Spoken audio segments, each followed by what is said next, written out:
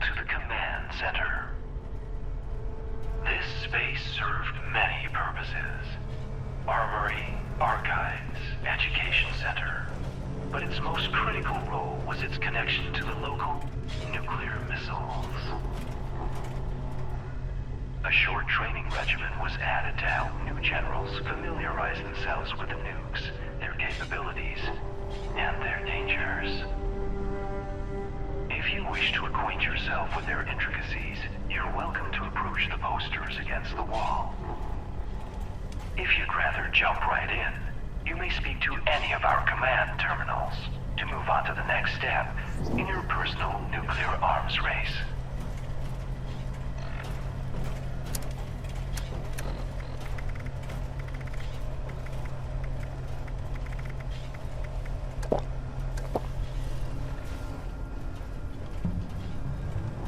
Greetings, General. Welcome to your nuclear launch training session.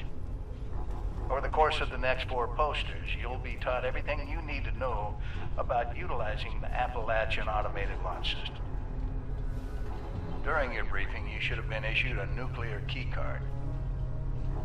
During an actual launch, you will need to insert the card into the designated slot before entering your launch code, at which point the keycard will be consumed. Additional card drops will be brought in by automated convoy should the DEFCON rating continue to worsen. You may speak to your logistics officer as to the location of the pickup for your additional cards, should the circumstances arise. And oh, have they arisen. This DEFCON rating the General speaks of has been pegged at its maximum for some time now, due to the hazardousness unleashed by our earlier guests.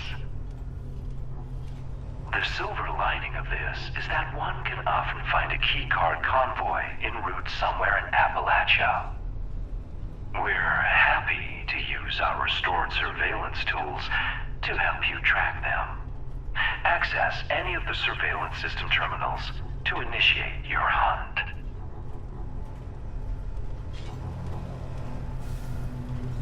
To prevent misuse of Appalachia's automated missile silos, security measures for the region's nuclear arsenal have been increased well beyond any of our existing standards. Each silo has its own 8-digit launch code, which is valid for a single week. These codes are broken into 8 individual number-letter pairs, each carried by a designated officer who is under strict orders to guard their code piece with their life. The order of numbers has been encrypted using a series of methods to prevent improper deployment. The bunker staff of specially trained code decryptors will provide the officer corps with the code when it is renewed each week. The decryptors, it should come as no surprise, are dead. It will be up to you and your fellow members to decrypt each silo's launch code before they are regenerated. We, however, might be able to help. We've gathered all the information we could recover related to the codes and their encryption in the archives on this floor. It's also our belief that the flip card displays in this room had something to do with the code. What exactly, we leave up to you and your compatriots to uncover. And we're more than happy to use our surveillance systems to track down the last known locations of these code-bearing officers. Just approach any of our surveillance terminals.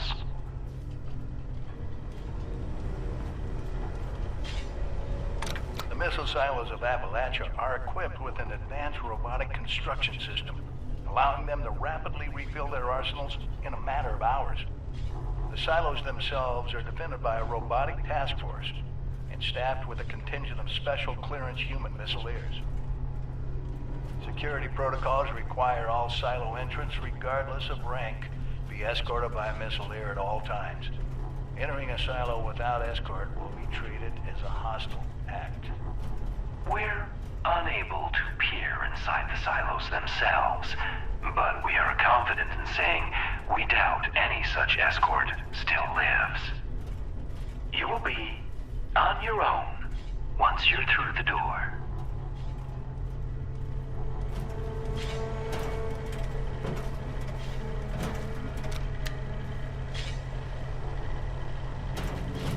Due to the region's advanced missile installations, there is a high chance of a retaliatory nuclear strike touching down somewhere in Appalachia.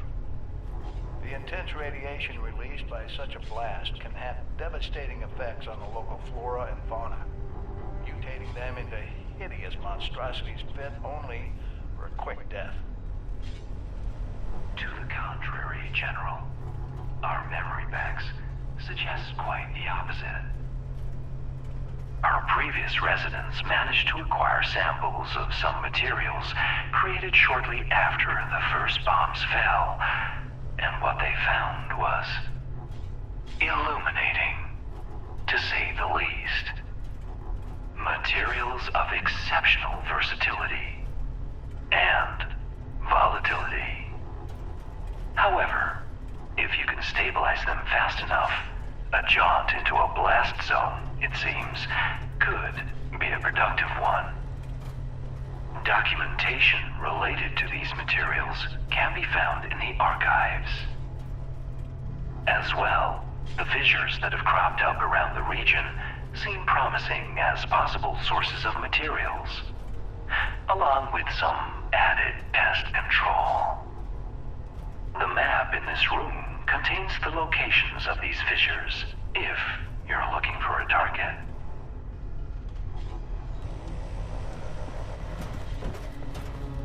Now, with that out of the way, it's about time you got your hands dirty. There are a few key paths you should explore. Acquiring a nuclear keycard, hunting down a few code officers, and delving into the nature of the launch code's encryption in our archives. Everything you need to get started, you should find in this space. How to proceed, though, we leave up to you. But please, feel free to ask our terminals if you have any questions. Good hunting, General.